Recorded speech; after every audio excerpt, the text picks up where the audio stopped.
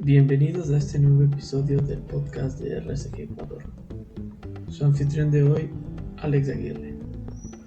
Los invitados de hoy, Eduardo Moncayo, Nicolás López y Francisco Mosquera. Autores del artículo científico enfocado en utilizar fitoquímicos de plantas andinas ancestrales como posibles fármacos contra el virus SARS-CoV-2. Este conversatorio será un análisis científico sobre las herramientas bioinformáticas usadas por los autores. Buenas noches, buenas tardes o buenos días, dependiendo del momento en el que la gente que nos sigue esté escuchando esta entrevista. Es un honor para mí, pues, tener aquí a tres buenos científicos que conozco de buena mano. Y pues bueno, voy a presentarlos. Pues hoy nos acompaña pues Eduardo Moncayo, Nicolás López y Francisco Mosquera. Quisiera que cada uno se presente brevemente pues para conocer un poco de su trayectoria y que se hallan actualmente y si es que amerita pues qué afiliaciones tienen al momento, ¿no? O sea, qué institución están afiliados, qué hacen, a qué se dedican. Pueden tomar la palabra. Vamos en orden de llegada, entonces yo voy primero. Claro, como quieras. Buenas noches, buenas tardes, buenos días con todos. Mi nombre es Nicolás López. Yo en este momento me encuentro cursando mi segundo año de maestría en Oklahoma State University. Mi carrera es Food Science, pero mi proyecto de investigación está basado en bioinformática y he de ahí que, adquirí un poco de experticia en este tipo de proyectos, se podría decir, los cuales hizo que podamos colaborar entre los tres para el surgimiento de toda esta idea que se dio después como un artículo científico. Ya, ¿qué tal, Alex? Buenas noches. Igual aprovechando para saludar a Nicolás y Francisco que nos acompañan. Es un gusto el cómo a través de la tecnología podemos reunirnos en espacios de diálogo como estos, desde la tranquilidad de nuestras casas, ¿no? Bueno, como ya me presentaron, soy Eduardo Moncayo, yo soy ingeniero en biotecnología. Tengo algo de experticia en lo que es biología sintética, principalmente en el diseño y ensamblaje de partes de ADN. He trabajado un poco particularmente en lo que es ingeniería de probióticos para expresión de metabolitos secundarios. Y con respecto a la bioinformática, soy bastante aficionado por ella, soy bastante aficionado de la bioinformática y el cómo esta herramienta de la modernidad puede ayudarnos a buscar soluciones a problemáticas que le acogen al mundo. O sea, el entender la complejidad molecular de los seres vivos para encontrar este tipo de soluciones a problemáticas como esta pandemia de COVID-19, ¿no? ¿Qué más? Actualmente me encuentro cursando un programa de maestría en química aplicada en la UTPL, donde estoy trabajando como técnico de laboratorio de bioprocesos de la universidad. Y un gusto estar aquí. Qué bien, Eduardo. Francisco, te doy la Sí, palabra. chévere, estimado Alex Aguirre, y pues es para mí también un gusto, un placer el compartir este momento para divulgar ciencia. Esperamos hacerlo en un lenguaje que sea bastante apreciable por quienes no tengan mucha llegada a la bioinformática y quienes también lo hagan de esa manera. Por mi parte, pues soy ingeniero en biotecnología. Actualmente me encuentro trabajando en el Hospital de Solca, Núcleo Quito, en el Departamento de Biología Molecular y Citometría de Flujo. Además, me encuentro estudiando tecnología superior en electromecánica en la Escuela Politécnica Nacional. Tengo esa afiliación también. Y una tercera afiliación que somos los tres quienes hacemos el grupo de Biosim Biociencias, que nos dedicamos a brindar servicios en el área de la microbiología, biotecnología, y también nos encontramos desarrollando un proyecto que tiene financiamiento, un fideicomiso del gobierno nacional. Nos encontramos en esto. Entonces, es en lo que me he encontrado trabajando estos últimos meses y a lo que me he dedicado. Entonces, una vez más, muy alegre de compartir este espacio. No, pues el agradecimiento es de parte del RSG hacia ustedes, pues por aceptar esta invitación a debatir un poco sobre el estudio que ya lo voy a mencionar y también pues topar algunos temas sobre, que ya los voy a mencionar también, ¿no? Sobre cómo está la bioinformática aquí en el país, cómo es un poco el panorama, ¿no? Del desarrollo de las ciencias a nivel nacional, ¿no?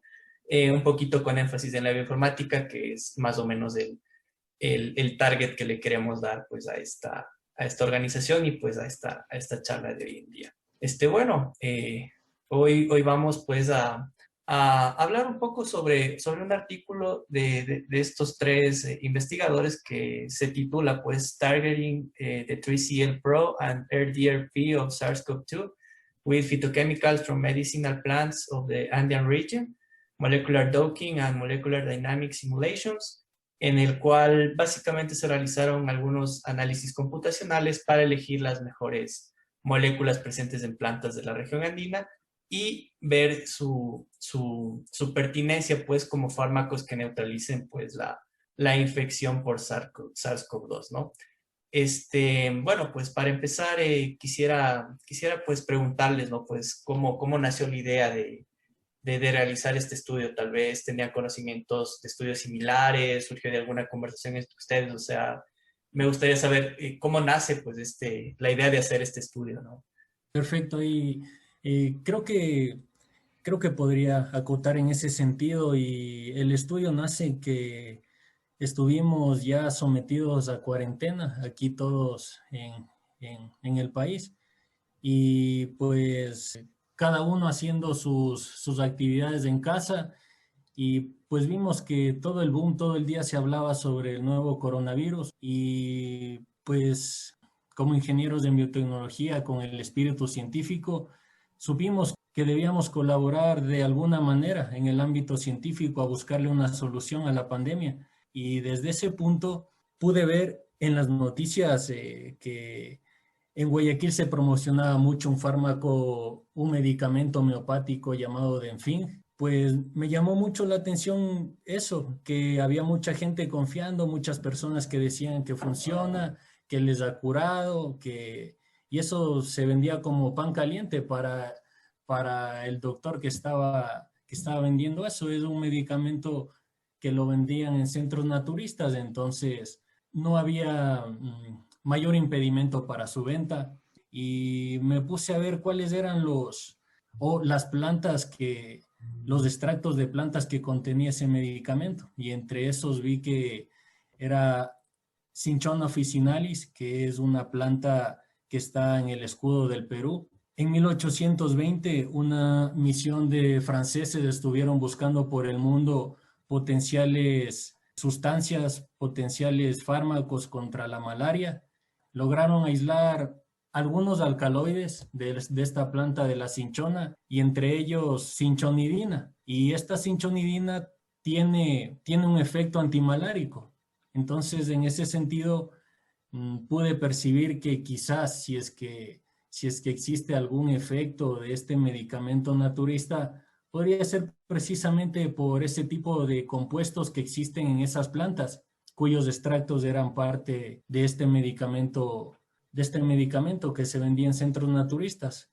De allí, en Proyecto Integrador 2, tuve la oportunidad de hacer ensayos de docking molecular. Entonces, tomando las dos cosas de un poco la experiencia del docking molecular, con la idea de que pueden haber potenciales fitoquímicos de esta región andina que tengan un efecto antiviral, como el caso de este alcaloide, la cinchonidina, contra la malaria, que no es un efecto de inhibición, como en el caso que buscamos, son otros mecanismos de acción, pero en este caso nos decidimos evaluar fitoquímicos de la región andina, esperando encontrar potenciales moléculas que sirvan para inhibir las principales proteínas del SARS-CoV-2, como es la proteasa y la RDRP. Entonces, de esa manera fue como nació la idea. Estuvimos en cuarentena, sabíamos que tenemos que contribuir de alguna manera, y pues a mis dos muy buenos colegas les planteé que nos dediquemos a eso, que colaboremos en algo para tratar de solucionar el problema, y pues se animaron de muy buena manera, con muchas ganas, mucho ímpetu, tanto Eduardo como Nicolás, y pues explotamos mucho que Nicolás tiene un supercomputador en donde está haciendo su maestría para hacer los ensayos de dinámica molecular, ya que de otro caso, si es que nos hubiéramos centrado un poquito a lo que estudiamos nosotros en la ESPE, hubiera estado un poquito complicado, ya que ese supercomputador de la ESPE suele estar en mantenimiento o a veces no dan soporte, entonces sí va a ser un poquito de problema. Entonces nos complementamos muy bien de esa forma, tanto Nicolás desde Estados Unidos y Eduardo trabajamos de muy buena manera, así es como nació la investigación. Ah, qué interesante. Muy bien, yo pensé que era así como, no sé, tal vez tal vez algún profe investigador, ¿no? Porque a veces uno tiene la idea de que esos proyectos a veces nacen no tanto de los estudiantes, sino como de los researchers, los profesores investigadores. Entonces, genial saber que también hay iniciativa propia, ¿no? O sea, que se reúnen así a una conversación que nace, pues, de alguna circunstancia, como en este caso de estar en cuarentenados, ¿no? Entonces, es bastante interesante conocer cómo se genera, pues, una idea de investigación. Bueno, cuéntenme, pues, una vez que ya está definida, pues, como ya se definió la idea de qué es lo que querían hacer, después, ¿cómo fue que estructuraron, pues, la parte metodológica? O sea, tal vez revisaron literatura o ya tenían de entrada ya algo armado. Por ese lado, yo creo que aprovechamos, como ya dijo Francisco, la experiencia que él pudo adquirir durante su ingeniería y sumándola a eso que necesitábamos que sea un proceso que tenga mayor fidelidad, entonces decidimos implementar el Molecular Dynamics como screening para de esa manera tener los mejores dockings, los mejores complejos entre ligando y las proteínas diana se puedan filtrar y tener solo lo que sería más estable. Entonces, de esa manera, solo nos abalanzamos a leer un montón de literatura y no, creo que lo que nos ha caracterizado siempre es ser bastante autodidactas, entonces, y no tenerle miedo al éxito. Entonces, solo fue como que nos echamos de cabeza ahí a leer un montón de artículos científicos para ver cuáles eran las mejores alternativas que se tenía para lograr ese pesquisaje. Entonces, de esa manera llegó a la idea de Molecular Dynamics y ahí, conversando entre los tres, empezamos a definir distintos parámetros y ahí aportando cada uno como ideas, con cada uno con ese sazón propio de nuestros conocimientos que hemos adquirido gracias a nuestras experiencias. Y ahí empezó a dar forma a todo el proyecto. Ese yo creo que fue como todo un pequeño resumen del transcurso, proceso de desarrollo de toda la idea. Ah, genial. O sea, es bastante interesante, ¿no? Porque a veces cuando uno estructura una idea de proyecto a nivel metodológico, es como que quiere como que sea todo perfecto y a veces se enreda tanto que finalmente a veces esa idea se queda pues un poco estancada o no se llega a concretar por como tú dices, ¿no? Que a veces se le tiene un poquito miedo al éxito. Entonces sí es bastante importante tener esa como valentía, esa como iniciativa propia de lanzarse y pues bueno, ir construyendo sobre la marcha, ¿no? El proyecto, ¿no? Pues creo que a lo que ha dicho mi compañero Nicolás me gustaría agregar que pues decidimos limitar el estudio a buscar plantas en la región andina. Fue una forma de delimitarlo, ya que si lo tomábamos global nos hubiera llevado un poquito más de trabajo, y viendo con el antecedente de cómo nace la investigación, supimos que podría haber entre la región andina bastante potencial. De esa manera decidimos buscar en literatura plantas que tengan efecto, sea antiviral, antimalárico, antibacteriano, antiparásitos. Y en ese caso, por ejemplo, buscamos investigaciones alrededor de la región andina. Evaluamos entre ellas, por ejemplo, fitoquímicos derivados de la uña de gato, de la sangre de drago, de otras plantas medicinales que se han usado en la zona. Entonces, de esa manera fuimos delimitando, seleccionando cuáles son los potenciales fitoquímicos para ser evaluados en la investigación. Por ejemplo, igual, o sea, quería acotar también, por ejemplo, ya que la pregunta es cómo concebir una metodología, aprovechando esta pregunta, cabe resaltar también un poco los dos caminos que existen dentro de la ciencia, que generalizando se pueden resumir como en ciencia básica y ciencia aplicada. Entonces, es un claro ejemplo práctico de lo que es ciencia aplicada, que estudios como este de aquí, que es de simulación biomolecular para descubrimiento de potenciales fármacos contra dianas terapéuticas, se vienen dando desde mucho tiempo atrás, siguiendo una serie de pasos que en conjunto se conocen como drug discovery. Entonces, una metodología que básicamente ya está aplicada o que ya ha sido probada contra otro tipo de dianas terapéuticas, que tiene como objetivo, por lo general, minimizar un poco los ensayos de prueba y descarte que se llevan a cabo in vitro, por ejemplo. Entonces, a la final son metodologías que se siguen y que básicamente están bastante descritas y que incluso tiene una comunidad detrás en Internet que ayuda a la gente a seguir o a utilizar estos recursos computacionales y programas de los desarrolladores para que los ocupen con este mismo fin, ¿no es cierto? Entonces, claro que respondiéndote lo que, o sea, el cómo concebir esta metodología de lo que es drug discovery sería como que primero ver tu diana, tu proteína blanco, ¿no es cierto? Tu proteína objetivo. Después ver qué posibles ligandos se podrían acoplar. De ahí ver si es que se acoplarían o no, que sería con el docking molecular, que es parte de la metodología, ver si es que esto se mantiene en el tiempo, que es la dinámica molecular, descartar, por ejemplo, o ver espontaneidad de unión, que es mecánicas moleculares, por ejemplo, y ir descarte hasta llegar a predicciones ADMET-Tox, que son ver el potencial farmacocinético de las moléculas y si puede ser usado, si no va a resultar tóxico, porque ADMET-Tox viene de las siglas absorción, distribución, metabolismo, toxicidad. Entonces, eso básicamente con la metodología del estudio. Y bueno, Eduardo, siguiendo con lo que nos has explicado, tal vez podrías ahondar un poco sobre qué ventajas existe pues entre utilizar estas herramientas computacionales versus métodos experimentales tradicionales. No sé qué óptica tienes, o sea, qué ventaja nos da el emplear herramientas computacionales antes o después de implementar pues metodologías experimentales a nivel de laboratorio.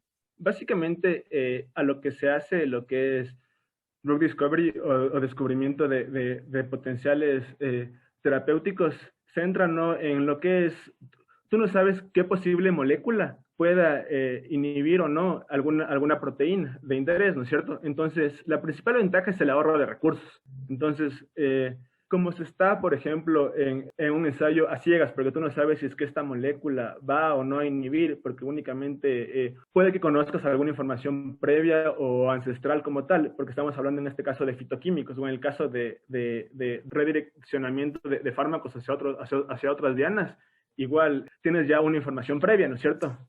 Pero la principal ventaja es que te permite al menos descartar moléculas que por su naturaleza, que por su composición, porque tú sabes que al hablar de proteína y ligando, o de proteína y diana y de posible inhibidor, estamos hablando de moléculas que deben interaccionar en algún punto para permanecer unido y hacer una función de inhibición o de potencialización, ¿no es cierto? Entonces, primero con recursos computacionales tú puedes saber si es que esas dos moléculas van a interactuar como tal, o si no simplemente se van a repeler y demás. Entonces, te ahorras el estar en esa cajita negra de probar, descartar, pero ojo, tampoco estoy diciendo que por ejemplo, de que si es que funciona in silico, te va a funcionar in vitro. Y lo más seguro es que si no te funciona in silico, in vitro mucho menos. Entonces, porque las predicciones se basan por lo general, uno, en datos experimentales, dos, también propiedades geométricas de las moléculas, es decir, por ejemplo, y interacciones entre ellas, por ejemplo, fuerzas de Van der Waals, interacciones electrostáticas, que pueden darse entre grupos funcionales, ¿no? Entonces, a la final, es un ahorro de recursos. Claro, o sea, vendría a ser como un tamizaje un poco más óptimo, ¿no? O sea, sí, un tamizaje digamos, se me ocurre, digamos, tengo moléculas que provienen de 10 plantas diferentes y a la final por métodos computacionales me quedo con solo 2 plantas. En cambio, si hago con métodos experimentales tradicionales, gasto recursos en utilizar las 10 plantas para la final llegar a lo mismo. Entonces, claro, sí es interesante ver que se puede pues ahorrar bastantes recursos, ¿no? Que a la final puede optimizar y hacer estudios más profundos, ¿no? Tú limitas siempre una investigación también en función a los recursos que tienes. Claro. Entonces, el cómo la realices y cómo la optimices va a depender en que aproveches sabiamente todos los posibles recursos y que se vayan hacia un fin que tenga resultados positivos, porque eso es lo que al final busca un investigador. Claro que un resultado negativo también es un resultado, pero no es lo que uno esperaría al estar probando y quemando neuronas en algún laboratorio para obtener un posible resultado. Entonces, es lo más importante, ahorrar recursos. Algo que me gustaría acotar es que todo lo que hablamos es en el sentido de inhibición, formación de complejo entre un ligando y una proteína, ya que bien podría, como en el ejemplo de la cinchonidina o un antimalárico, son otros mecanismos de acción mediante los cuales ayuda y es un antimalárico, no es un inhibidor ese alcaloide de alguna proteína de la malaria. Pueden darse otros mecanismos como interrumpir la formación del fagosoma o algún otro mecanismo a nivel celular, pero no de inhibición proteína ligando. Lo que hemos hablado y en todo el sentido del tamizaje a nivel computacional y luego someter esos a un screening en laboratorio sería de la forma que lo hablamos, de ensayos inhibidor proteína. Una cosita, quisiera saber tal vez a nivel operativo si tuvieron que enfrentar algún reto, ¿no? Sobre todo en el análisis computacional, no sé, tal vez el uso de plataformas, acceso de base de datos, o sea, ¿tuvieron, por así decirlo, fácil hacer todo esto o tal vez tuvieron que acceder a alguna plataforma de pago o a qué retos se tuvieron que enfrentar que dijeron, chuta, esto está un poquito difícil, hay que meterle un poquito más de análisis, un poquito más de lectura, no sé, cuéntenme acerca de esos retos importantes que tuvieron al desarrollar, pues, ya la parte experimental, ¿no? Creo que en el proceso de publicación los revisores nos empujaron más allá, ya que uno nos pidió que nos hacían falta análisis de ADMETOX, como bien lo explicó Eduardo en qué consiste, y otro nos pidió ensayos de mecánica molecular, que en un principio no los habíamos contemplado y el primer borrador lo enviamos sin esos dos análisis. Entonces creo que allí los revisores nos empujaron un poquito a ir más allá, a empaparnos muy bien del tema, a aprender las herramientas que lo pudo desempeñar principalmente nuestro compañero Nicolás y complementado por Eduardo y por mi persona. Entonces, desde mi punto de vista es ese. Probablemente mis colegas tengan otra perspectiva también de a qué retos nos enfrentamos y los podríamos escuchar. Yo, justamente referente a tu pregunta, me parece que en la actualidad todo lo que se encuentra en Internet, en especial lo que se encuentra en CBI, es como que está disponible para todo el mundo. Entonces, en nuestro caso, como estábamos utilizando estructuras de ligandos de distintos tipos de fitoquímicos procedentes de plantas, teníamos esa limitante. Puede ser que hayan otro tipo de moléculas presentes en plantas, de plantas que todavía no han sido caracterizadas y esas estructuras todavía no han sido determinadas mediante NMR o mediante difracción de rayos X. Entonces, las estructuras al no estar disponibles en bases de datos, en este caso PubChem fue la que usamos, en ese tipo de casos sería como un limitante, porque si no tienes la información estructural de este fitoquímico, no vas a poder llevar a cabo tus análisis. Por lo tanto, nosotros nos limitamos a llevar a cabo todos los análisis solo con las estructuras que pudimos encontrar que ya estaban cristalizadas y caracterizadas. Descargamos directamente todo ya listo y también nos limitamos a las estructuras proteicas de la RDRP y la de la 3L Pro que estaban disponibles en ese entonces. ese se podría hacer como un limitante en este tipo de estudios, la disponibilidad ya de la estructura tridimensional de la proteína y también la estructura tridimensional también de los ligandos. Entonces, si tú quieres llevar a cabo un estudio de un compuesto que está presente en un animal o en un microorganismo o en una planta, pero todavía no ha sido caracterizada su estructura, entonces eso te estaría poniendo una gran limitante. Y en cambio, yo creo que en la parte de recursos informáticos, en el Ecuador no tengo conocimiento en la actualidad si existen justamente estos high performance clusters, pero yo creo que a nivel mundial existen bastantes alternativas y como bien mencionaste, hay algunas que son de pago, por ahí algunas que son libres, pero tienes que presentar una idea como bien estructurada para que te tomen en consideración el proyecto y puedas empezar a hacer uso de los núcleos que ellos te pueden ofrecer. Yo creo que eso es lo que más nos tocó pensar como en la parte de planificación y la parte estratégica de cómo íbamos a llevar a cabo y cómo íbamos a conseguir las estructuras. Esos fueron unos de los desafíos que tuvimos que pensar al momento de empezar a recopilar un montón de información para empezar a trabajar en el proyecto. Eduardo, tal vez algo que acotar a esto. Bueno, si es que, o poniéndome en los zapatos de algún tercero, por ejemplo, que quisiera empezar en esta rama de la ciencia, ¿no? A nivel operativo, sobre todo, encuentro dos retos. Uno, el acceso al conocimiento científico de los papers, por lo que voy a aprovechar igual la pregunta para agradecerle a Alexandra Elbakian por crear SciFu, que es lo que siempre, quien hace accesible la ciencia para todos y todas. De ahí, en bases de datos, por lo general, o al menos yo, claro, con lo que dice Nicolás, sí hay un problema de delimitar hacia moléculas que ya estén cristalizadas. Pero el segundo reto que yo veo, el más fuerte todavía, es igual como lo mencionó Nicolás, el uso de recursos computacionales.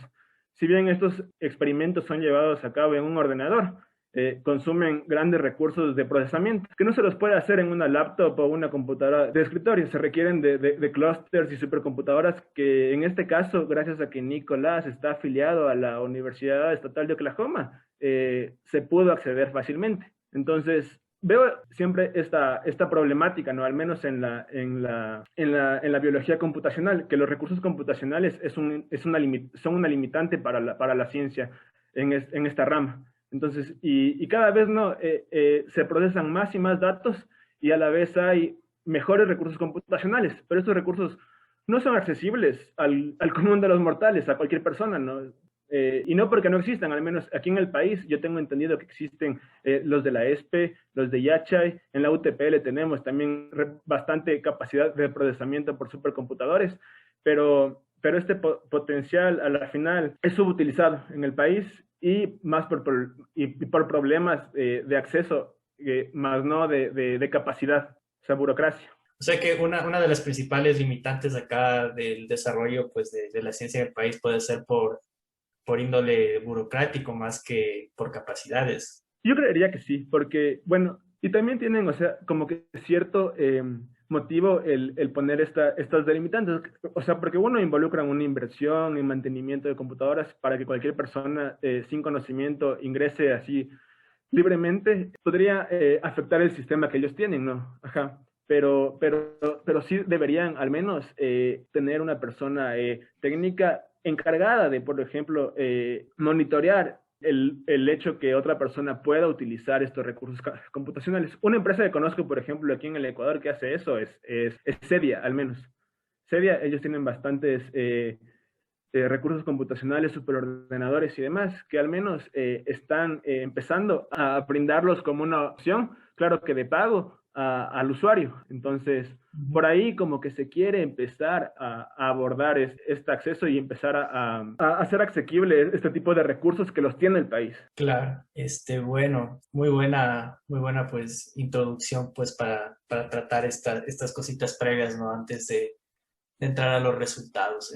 Bueno, ahora pues entremos un poquito en materia. Ahora sí hablemos de los resultados.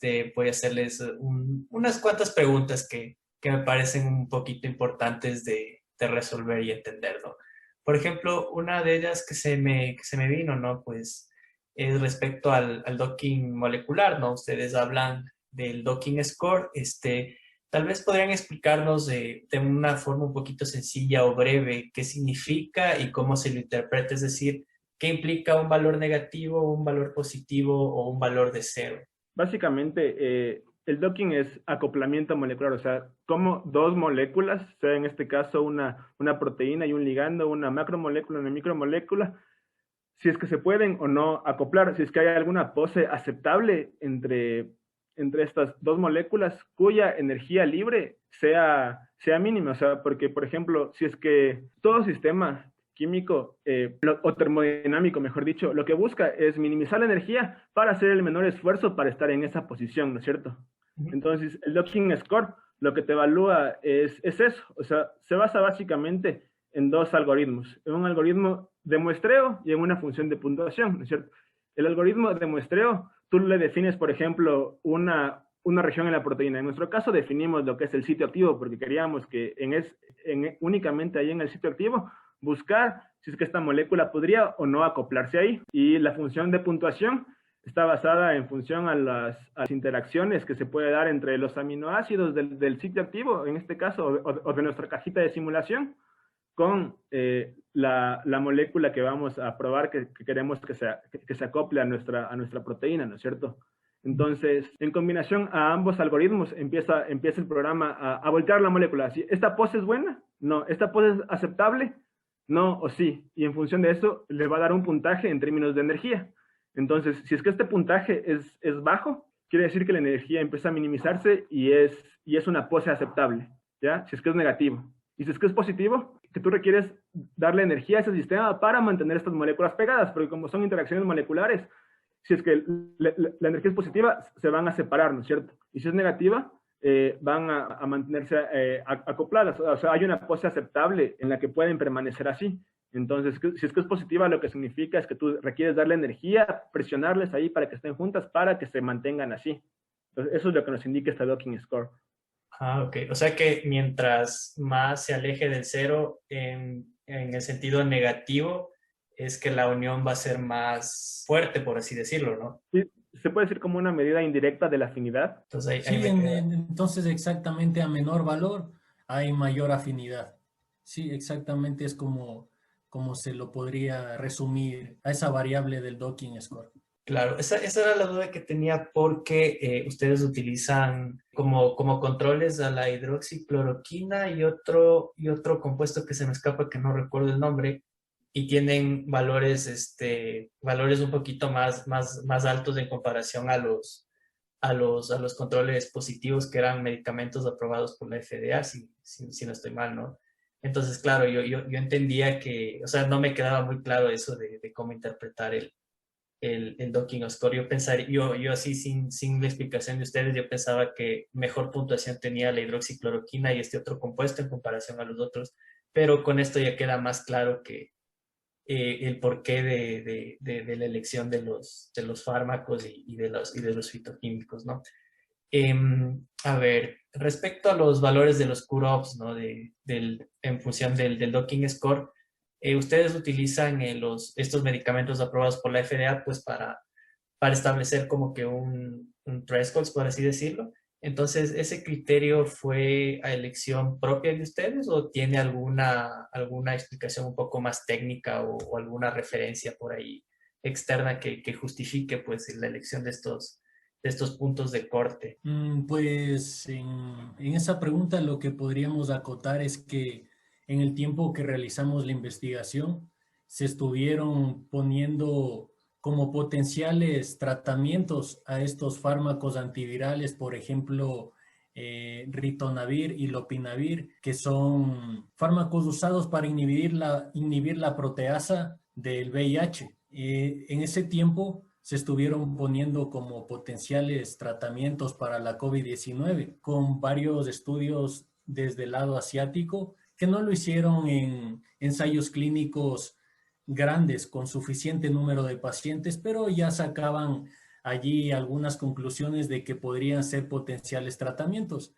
Y dado que son inhibidores de proteínas, decidimos usar estos fármacos como los threshold, como los cutoff que nos dices, para seleccionar todos los fitoquímicos que sean mejores o potencialmente mejores que esos fármacos que se estaban poniendo como potenciales tratamientos. Sí, eso fue en lo que nos basamos para seleccionar los compuestos cutoff de la investigación. Bueno, pues continuando con lo de los resultados. En la parte de lo que es la dinámica molecular, pues utilizan como filtro esta metodología RMSD. Y bueno, pues eligieron aquellas moléculas que presentaron mayor estabilidad de unión pues con las dianas de SARS-CoV-2. ¿Me pueden comentar qué ocurre pues con esas moléculas que no cumplieron con esa condición? Tal vez se puede hacer el ejercicio de calcular el resto de parámetros que se analizaron, sí, no y por qué. Bueno, en este caso no sería lo recomendable porque como ya hemos mencionado, empleamos el Molecular Dynamics como un tamizaje extra para todos los ligandos que pasaron por el docking, para de esa manera empezar a trabajar de lleno con las mejores poses, se podría decir. En este caso, el Molecular Dynamics tiene en ventaja en comparación al Molecular Docking, que toma en consideración el solvente, que en este caso sería agua. También toma en consideración otro tipo de energías que no están directamente relacionadas con la unión entre los átomos, que sería la electrostática y las de Van der Waals, y también te puede dar una idea de la flexibilidad que puede tener el ligando y también la proteína. Entonces, en ese sentido, sería como que estar calculando la interacción del ligando con otras partes de la proteína que no son de interés, porque en este caso nosotros queremos que sea inhibidor justo del sitio activo. Entonces, si el ligando se movió porque tuvo un RMSD mayor a 1.5 Armstrong, sería que está en otra posición de la inicial, entonces no va a estar ejerciendo el efecto deseado. O sea, puede ser que inhiba en otros lugares, pero eso ya implicaría análisis, me imagino, mucho más detallados, ¿no? No sería directamente que inhiba porque si es que se sale básicamente del pocket de este bolsillo que tiene la proteína, que es el sitio activo, y está en otra región, no es que va a estar inhibiendo, sino es que por todo lo que te acabo de mencionar, todos esos factores extras, el ligando no va a estar suficientemente estable ahí, entonces tranquilamente va a poder llegar la enzima, que en este caso sería la proteasa o la RDRP, y va a interactuar directamente con el sustrato. Entonces no habría esa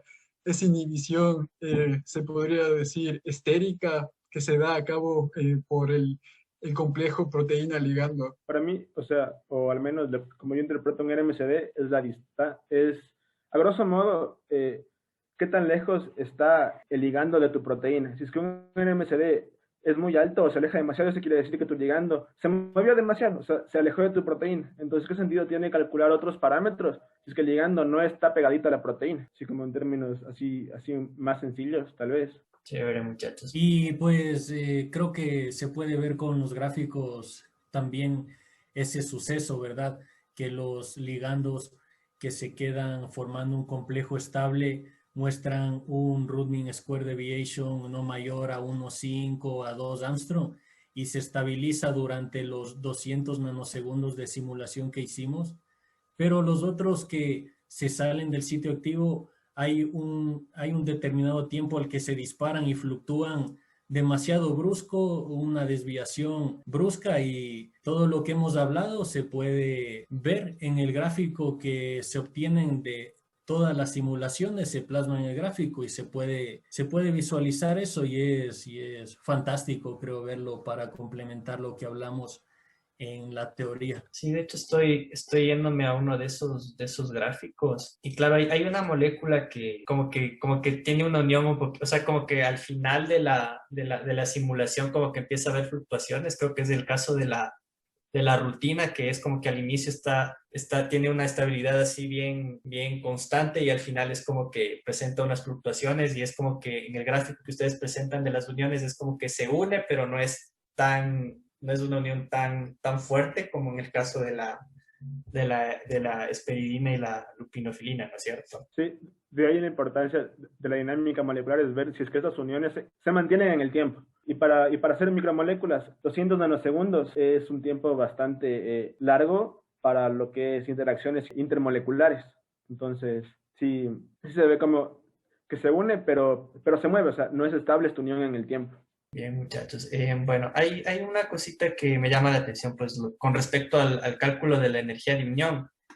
Por ahí mencionan que se tiene que hacer como una especie de descomposición de la energía total para ver la contribución hecha en cada residuo. Tal vez podrían explicar un poco acerca de eso, ¿no? O sea, qué significa, o sea, qué sentido tiene hacer este análisis de descomponer esa energía total y qué implica la final en la unión entre el ligando y el target.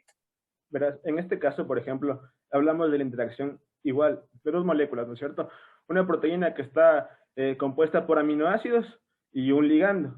Entonces, cualquier aminoácido de la proteína pudiera interactuar con el ligando, ya sea una interacción positiva, atrayéndole, a una interacción negativa, formando una repulsión con el ligando. Entonces, lo que se busca aquí al descomponer esa energía es, uno, ver qué tipo de interacciones se está dando entre cada aminoácido con el ligando, ¿no es cierto? Entonces, se puede ver que hay interacciones electrostáticas, fuerzas de Van der Waals, interacciones a nivel de solvente y demás, ¿no es cierto? Entonces, ¿cuáles contribuyen positivamente y cuáles contribuyen negativamente y en qué aminoácidos? Esa es la pregunta que te haces al ver esta descomposición de la energía. Y si es que esta suma global va a ser positiva o negativa, si es que tiende a ser más afín o va a reprimir, sumando todos los aminoácidos. Entonces, por ejemplo, lo que más llama la atención en el artículo es que hay fuerzas de Van der Waals, que como sabes son fuerzas de atracción entre los aminoácidos y el ligando, que son los valores que más negativos se presentan. Y también encuentras otros valores positivos. También van a haber aminoácidos que de por sí van a empezar a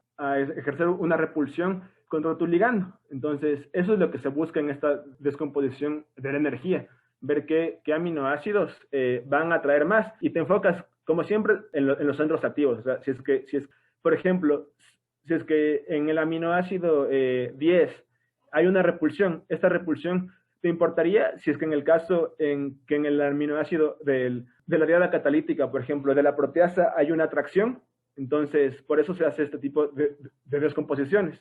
Entonces, tú buscas que las atracciones sean más fuertes en los aminoácidos del centro activo, y claro, al descomponer la energía nos ayuda a ver qué tipo de interacciones pueden haber entre estos residuos y el ligando. Sí, pues entonces creo que en el sentido que habla Eduardo de evaluar aminoácido por aminoácido los que contribuyen a la unión al complejo proteína-ligando, también interviene Running Square Fluctuation, que es otro parámetro que evaluamos, y tanto en eso como en evaluar la energía en la formación de complejo aminoácido-ligando, comprobamos que los aminoácidos que forman el sitio activo contribuyen positivamente, es decir, es favorable la afinidad, es decir, muestran una energía libre negativa, están favoreciendo la afinidad proteína-ligando.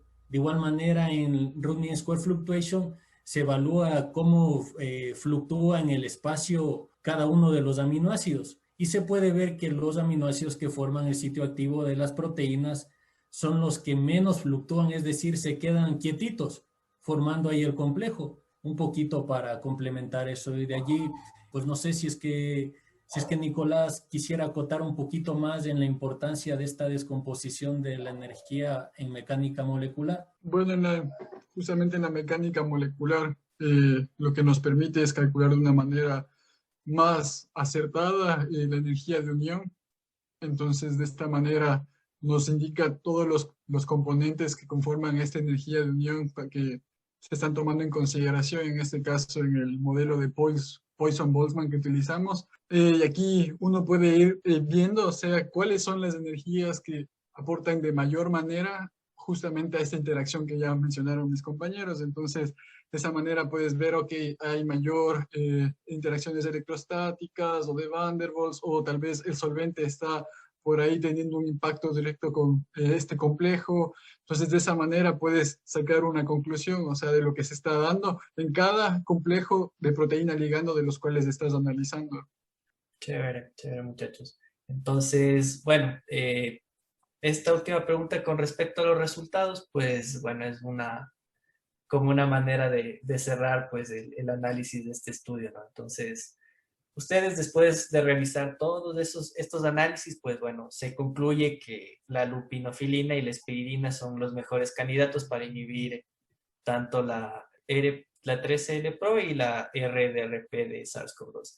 Y bueno, pues ahí leyendo un poco, pues mencionan que han sido utilizadas en algunos estudios in vitro, así.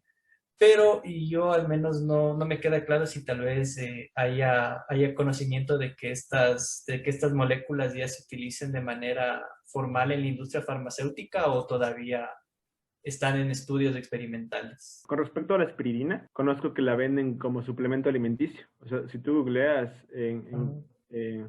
espiridina en el buscador, entonces te sale ya algunas moléculas comerciales, pero ¿cuál es el problema con esta molécula? Que, por ejemplo, que los Admetox, especialmente la parte de absorción, revelaron que en su farmacocinética que no puede ser absorbida por vía oral, Claro. puesto que es una molécula muy grande y es un glucósido, al menos por vía oral, empieza a hidrolizarse, se empieza a metabolizarse antes de ser absorbida en el intestino. Entonces, por ahí se podría al menos empezar a buscar otras maneras de drug delivery, como se conocen, de liberación de medicamentos en el cuerpo, como para pasar esta barrera que le impide a la molécula ingresar. Y bueno, con respecto al lupinifolín, prácticamente no he checado al menos que la vendan comercialmente o que se emplee en otros subproductos naturales, porque al final es un metabolito secundario de plantas, ¿no? Pero no está al menos en una mira clara con respecto a industrias. O sea, más están como tipo suplementos alimenticios, así. Esperidina. Y por el lado de lupinifolín también lo venden como para uso, para investigación. Es un purificado que lo venden, no es muy caro, a $90 cuesta lo mínimo de gramaje que venden. Entonces, por ese lado, podrían usarse ambas moléculas para comenzar a experimentar. No es que haya que darse el trabajo de purificar, de extraer de las plantas directamente, sino se lo puede comprar vía internet y lo venden empresas que no necesariamente lo suministran universidad, ya que hay algunas que venden reactivos solamente a universidades, entonces son unos compuestos que se los podría comprar y experimentar. Chévere, muchachos. Qué buenas respuestas. Bueno, pues pasemos un poquito a lo que vendría siendo pues la parte de conclusiones y pensamientos finales. Bueno, siguiendo en esta línea de estas dos moléculas, ¿no? ¿Ustedes qué considerarían que se necesitaría pues para implementar estudios a nivel de laboratorio para probar estas moléculas, ¿no? Tal vez algo a nivel de infraestructura, permisos, no sé, qué óptica le dan a estos requerimientos para poder experimentar ya de manera, o sea, a nivel de laboratorio, ¿no? Con estas moléculas. Bueno, como toda investigación, va a depender a los objetivos que se quiera alcanzar con las moléculas, ¿no? Si es que solo se quiere evaluar el potencial in vitro, el potencial in vivo, y más que, por ejemplo, implementar a nivel de hacerte un laboratorio. O sea, yo creo que es mejor aprovechar los laboratorios ya existentes y que se dedican a investigación en este tipo de pruebas, porque, por ejemplo, al menos para hacer ensayos in vitro, el Ecuador está más que preparado. Tranquilamente un laboratorio de bioseguridad nivel 1, bueno, en este caso vamos a probar únicamente no con el virus como tal, sino con las proteínas que se pueden producir de manera recombinante, ¿no? Entonces un laboratorio BSL-1 está tranquilamente adecuado para hacer este tipo de ensayos in vitro. Claro que si tú quisieras hacerlo de manera independiente a nivel, como este caso, que fue un estudio completamente independiente y desligado de algún centro de investigación, entonces sí te tocaría ponerte lo básico, pero por ejemplo, un ensayo in vitro, mejor dicho in silico, no te asegura tampoco que que te vaya a funcionar in vivo, que es muy diferente, ¿no es cierto? Entonces, el hacer una inversión, al menos para moléculas que únicamente tienes ensayos in silico, al menos es un riesgo que debes tener en cuenta de que no necesariamente, si es que tú te planteas únicamente financiarte para estas dos moléculas, entonces es un riesgo muy grande que lo debes de poner a consideración en el caso de que, bueno, funciona in silico, funciona in vitro, ¿será que funciona in vivo? Entonces ahí te deja ese tipo de cosas, ¿no? Antes de cualquier inversión, ¿no? Pero yo creería que aprovechando más bien los centros que ya se dedican, por ejemplo, a investigación en productos naturales o hacer ensayos a nivel in vitro en el país. Sí, pues entonces creo que continuando con lo que estaba diciendo Eduardo, era que para hacer ensayos in vitro, ya que hemos desarrollado in silico, podríamos valernos y aprovechar de los centros de investigación y a partir de allí, si es que funciona in vitro, ponerle un poquito más de empeño para probar en células y en animales, pero creo que esa sería la línea y cómo se podría seguir caminando con un poco de dinero, ya que en el estudio que hicimos con las ganas, con el ímpetu, utilizando herramientas, lo que teníamos, con dinero, pero en talento humano, en las horas que le dedicamos, más no nos gastamos algún reactivo. En este caso ya debería hacerse, entonces un centro de investigación que tenga algunos fondos por ahí podría comenzar tranquilamente con ensayos in vitro con proteínas recombinantes y ahí con estas dos proteínas recombinantes y evaluando si es que efectivamente la función es reprimida, inhibida y luego si es que funciona animarse ya in vivo. Cuéntenme una cosa, bueno, tal vez ya lo hayan tratado, ¿no? Pero con respecto al uso de servidores externos para los análisis computacionales, tal vez pudieron haber utilizado los servidores de alguna universidad de aquí del país o definitivamente eso hubiera sido un poco complicado hacerlo con servidores de acá y tal vez por eso optaron por utilizar los servidores de Oklahoma. Yo sinceramente desconocía que otras universidades, aparte de la ESPE, tenían servidores. Yo creo que hay una falta tal vez de comunicación o, no sé, de colaboración. Eso yo creo que es uno de los mayores problemas en el Ecuador, porque incluso en la ESPE, justamente el servidor ya existía cuando éramos estudiantes, pero nunca se nos incentivaba a hacer uso, entonces nunca aprendimos a cómo darle, o sea, un buen uso para hacer proyectos integradores o para hacer tesis. Y ese era como un limitante porque incluso nosotros tenemos ramas que son afines a esta parte informática en nuestra universidad y en vez de dedicarse, o sea, hacerle más interactivo para que se desarrollen proyectos independientes o incluso que sean cooperativos entre distintas ramas, o sea, lo único que se hace es ser como competitivos y nadie utiliza eso, solo pocas personas. Yo creo que eso me parece que es la mayor limitante de los servidores en el país. Y en cambio, aquí en Estados Unidos lo que yo he podido ver es que un montón de gente usa, pero no solo para bioinformática, sino para matemática, para química. O sea, es como que le sacan, le exprimen lo más que pueden. Incluso aquí toca estar a veces en la cola, uno manda los trabajos y toca que estar esperando a que se desocupe por ahí unos nodos para poder utilizar. Yo creo que falta esa cultura, yo creo, de hacer uso de lo que se tiene y de animarse a empezar a hacer cosas distintas. Pero de ahí, no sé si mis otros compañeros habrán tenido la oportunidad de cachar, o sea, es que otras universidades tenían servidores, pero en el caso justamente la que yo tengo disponible, sí es media potente, entonces eso también hacía que sea un factor que sea más atractivo para nosotros, porque obviamente mientras más potente es el servidor, menos tiempo va a tomar cada simulación. Y de por sí, como estábamos utilizando solo CPU, sí tomaba como 7 días cada simulación, pero como mandábamos por batch, era como que hacía que la semana, o sea, era como que todos los ligandos estaban ahí, estaban bailando con estas proteínas por 7 días y después era como que sacábamos del horno para ver cuál era la que estaba mejorcita, así. Y en el caso de que toque hacer algunas repeticiones, solo las hacíamos. Pero no sé, la disponibilidad, en mi caso yo sí me considero que tengo un bastante desconocimiento sobre los recursos que tenemos en el país. Creo que yo podría acotar un poco sobre el servidor de la ESPE y en este punto aprovecho para mandarle un agradecimiento al doctor Francisco Flores que nos ayudó a revisar la forma del artículo y nos ayudó a mejorarlo de gran manera.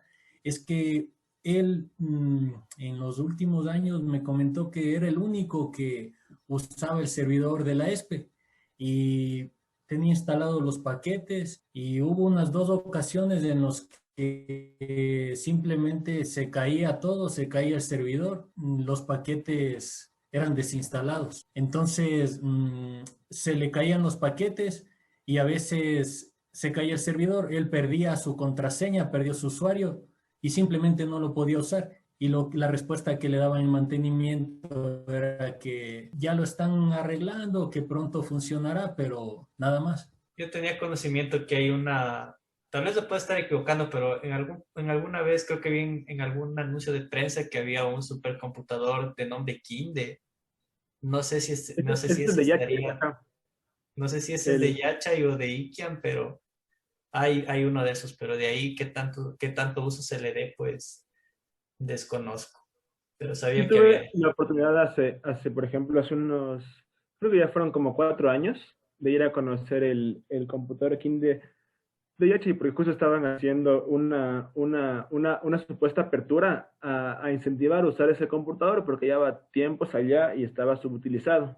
Ujú. Pero el problema era que para el inscribirte en el uso, era, uno, debías permanecer a la red de ellos. Y tú como persona, como una sola persona, no puedes ligarte a esa red si es que no formas parte de un centro de investigación o de otra universidad. Entonces, y O sea, para incluso particulares, negado.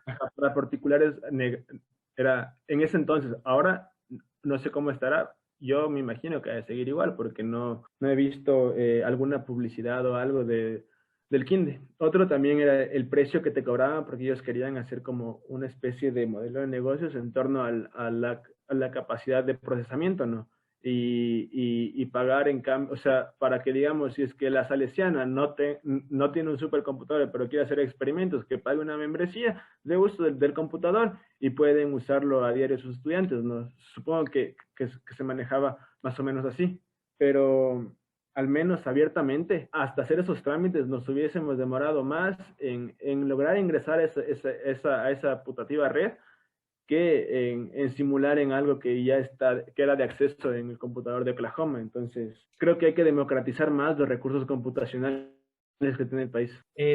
Tal vez tuvieron que utilizar algún tipo de fondos para realizar el proyecto o no tuvieron que incurrir en gasto alguno. O sea, yo La hice verdad, uso de las instalaciones de la universidad y obviamente eso viene con un apoyo, no estoy seguro si es del Instituto Nacional de Salud de aquí de Estados Unidos, pero obviamente tiene un financiamiento, pero como yo estoy justamente afiliado a la institución, puedo hacer uso. Pero de ahí, aparte de eso, o sea, solo con nuestro sudor y lágrimas nomás sacamos adelante todo. Claro, fue más gastar fósforo de cerebro, por así decirlo. Bueno, excelente artículo el que sacaron, la verdad.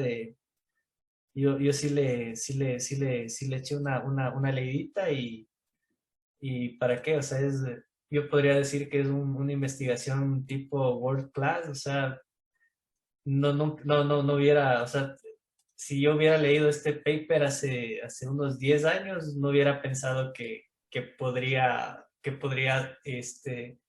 generarse un proyecto de ese tipo aquí a nivel nacional. Pero veo que conforme va pasando el tiempo, pues el nivel científico del país en algunas áreas pues va aumentando muy rápidamente. Hablando un poco de la situación, pues, de la biología computacional y esta onda de la bioinformática aquí a nivel nacional, ¿cuál es su visión acerca de esta rama en el país? ¿En qué nivel creen que estamos ahorita? Tal vez estamos en un nivel, digamos, en pañales o estamos como que queriendo despegar. No sé qué óptica le dan ustedes que están un poco más adentrados en este mundo. Yo creo que hay bastante potencial.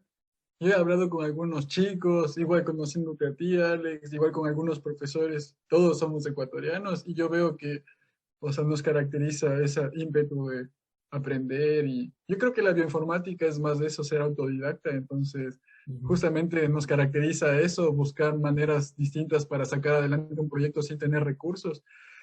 A mí me gustaría ver que salga adelante, pero yo por ahora no desconozco porque las únicas personas que sé que están trabajando ahorita con informática es en la UTE y también en la ESPE, que es nuestro tutor y gran amigo, el doctor Francisco. Y de ahí, no sé, mis compañeros creo que están tal vez más informados. Yo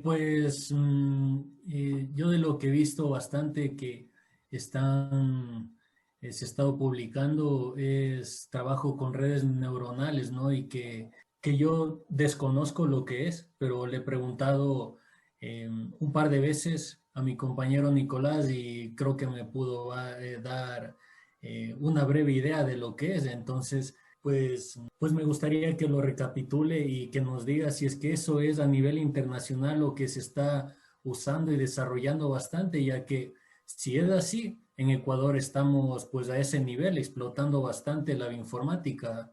Entonces, te doy la palabra, Nico. No, eso sí me parece súper genial. O sea, pero igualmente en este tipo de proyectos para simular la trayectoria de todos los átomos que están interactuando, que conforman parte de la proteína, del ligando y del solvente. También habría cómo utilizar estos métodos basados en Machine Learning, pero el problema es que, o sea, tienes que tener bastantes variables en consideración, cuánta información requiere tu modelo y también que algunos modelos son específicos para determinados complejos.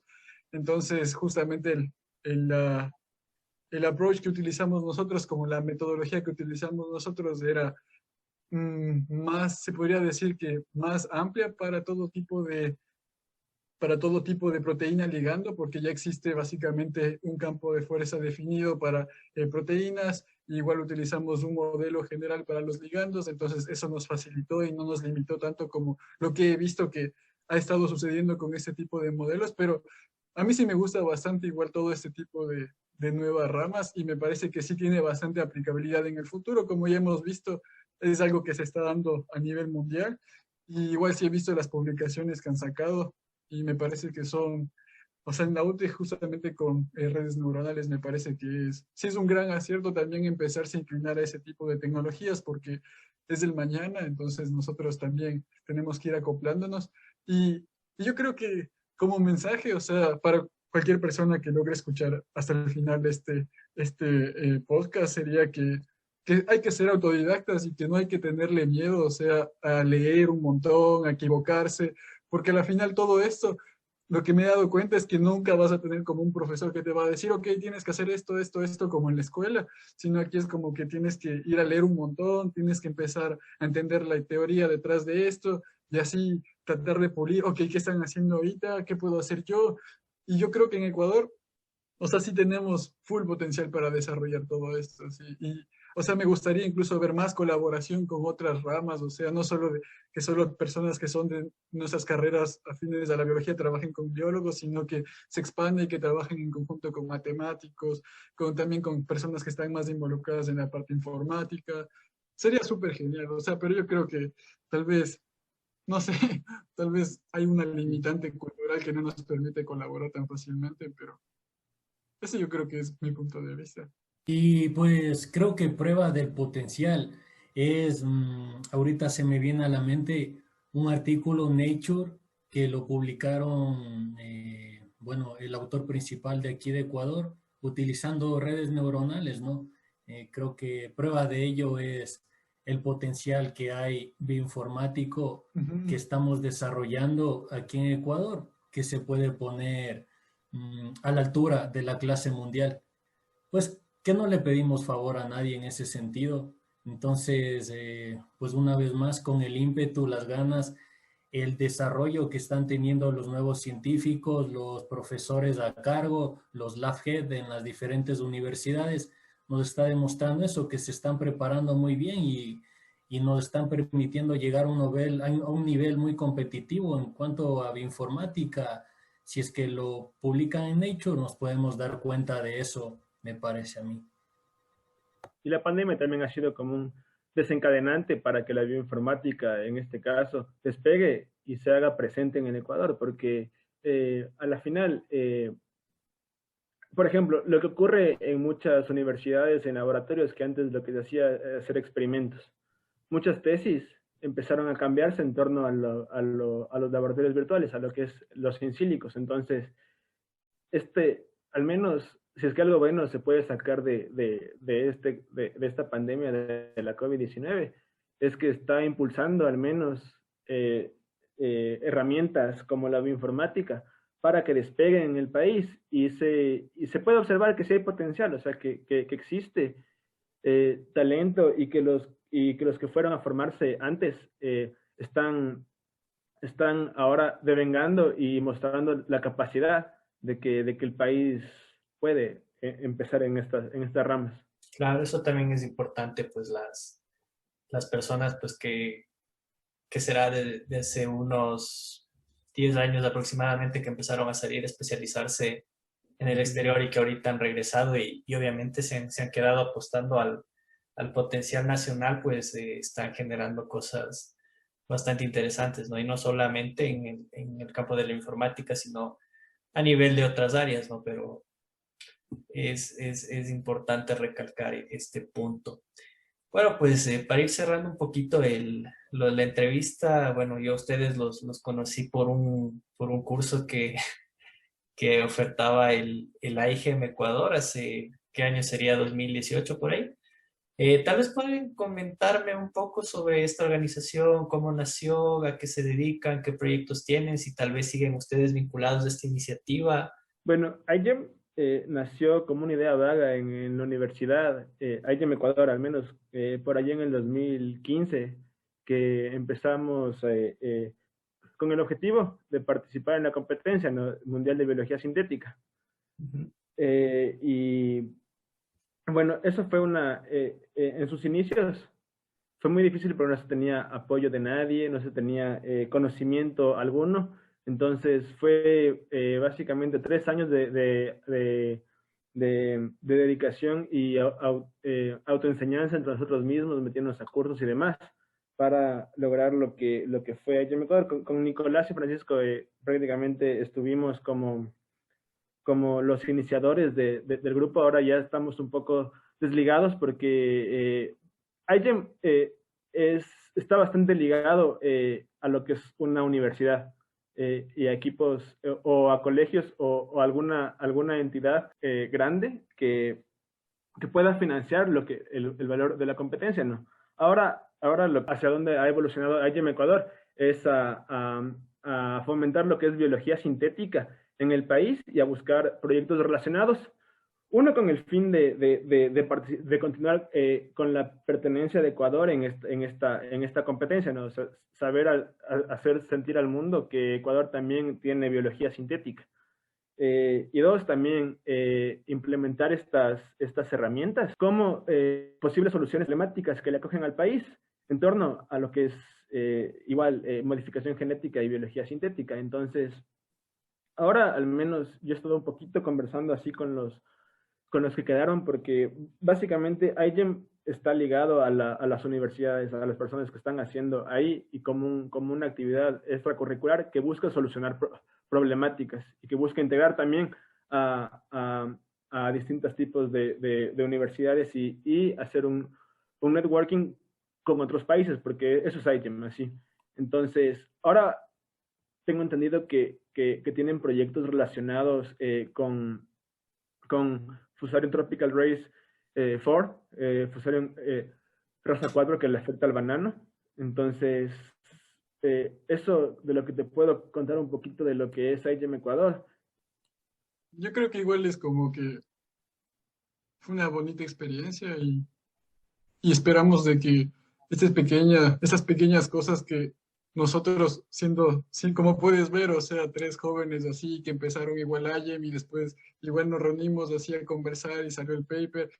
Esperaría que motive igual a más gente y que vea que no hay, o sea, no es tan necesario, o sea, tener las cosas más caras o estar en la mejor universidad para ponerse y empezar a trabajar en algo. Eso yo creo que sería como un ejemplo para otras personas que a veces se ponen estas limitantes en la cabeza. Chévere. Yo creo que me gustaría acotar en cuanto a IEM, que en el nuevo proyecto que están desarrollando y el grupo que tiene al momento es un grupo sólido. He podido ver cómo han desarrollado nuevos cursos, ya no solo en el área de la biología, de la biotecnología, como una vez lo hicimos, sino están en buenas manos. Los chicos están más formados, están sólidos y en el nuevo proyecto, pues yo creo que les va a ir muy bien porque tienen, como repito, unos buenos integrantes, es lo que me puedo dar cuenta y están tratando de solucionar una problemática que se nos viene, ¿no? Como es Fusarium Tropical Race 4 aquí en el banano, que si es que eso llega a Ecuador va a ser un problema bastante grave y se va a afectar seriamente la economía en nuestro país. Entonces, es, es, mm, es algo de lo que me gustaría, de lo que quise acotar en cuanto a IEM y en cuanto al desarrollo de la bioinformática en el Ecuador. Creo que el grupo como que han formado ustedes, Alex, creo que también va a permitir el desarrollo, el interés de más estudiantes, el escuchar, que pues muy probablemente uno o algunos se motiven. Entonces, sin duda eso va a colaborar al desarrollo de la informática y felicitarles a ustedes por el grupo que han desarrollado. Seguramente es una labor sin fines económicos. En este momento el tiempo que te diste para leer, preparar la entrevista y pues nos sorprendió mucho estas preguntas bastante elaboradas, bastante interesantes.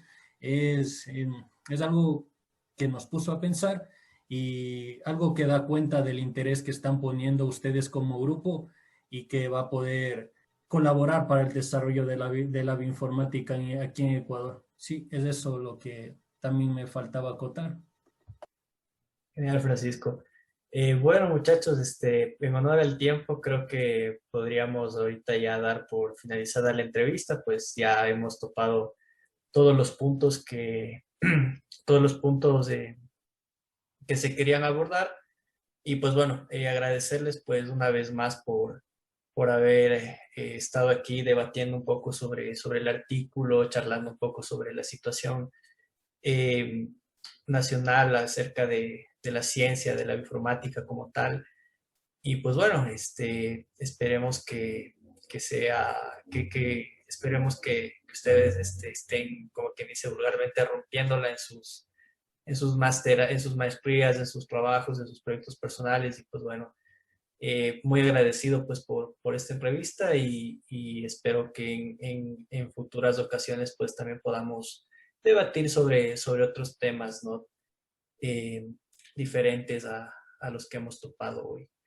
Igual, o sea, de mi parte, el seguir trabajando, o sea, el diseñar este tipo de rutas críticas y fortalecer las capacidades locales, como lo están haciendo con su red, como lo están haciendo, por ejemplo, centros de capacitación como CEBIO, como CEDIV, como Biosin, igual, que empiezan, como IDECOR Biotech, por ejemplo, que buscan lo que es como tal, fortalecer estas capacidades locales para que no solo se queden en un centro de investigación, en una universidad, sino que la universidad sirvan, por ejemplo, como nodos para el desarrollo y prosperidad de lo que es la ciencia en el país.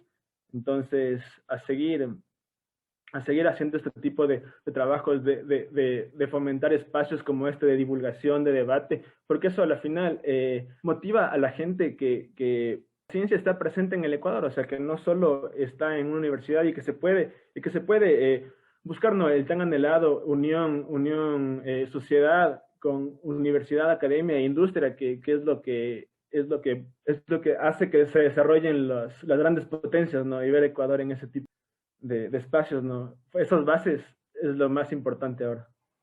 Yo Bueno, igual, Alex, quería agradecerte por el trabajo que ya mencionó Francisco, que te diste al momento de analizar el artículo y sacar estas preguntas bastante interesantes, y también desearles el mayor de los éxitos a ti y a tu grupo de trabajo para que de esa manera logren, logren llegar a alcanzar el sueño anhelado, creo que por todos, lograr hacer una unión fuerte entre la parte científica en el país, en especial en la bioinformática, y así poder crecer entre todos. Entonces te mando ánimos desde acá, Alex. gracias, Nico. Bueno, muchachos, entonces doy por terminada la entrevista y pues bueno, reiterar mis agradecimientos a ustedes y ojalá podamos charlar sobre otras temáticas a futuro. Muchas gracias, muchachos, que tengan una excelente noche y pues bueno, con las personas que nos siguen, pues buenos días, buenas noches o buenas tardes, dependiendo de la hora en la que nos estén escuchando.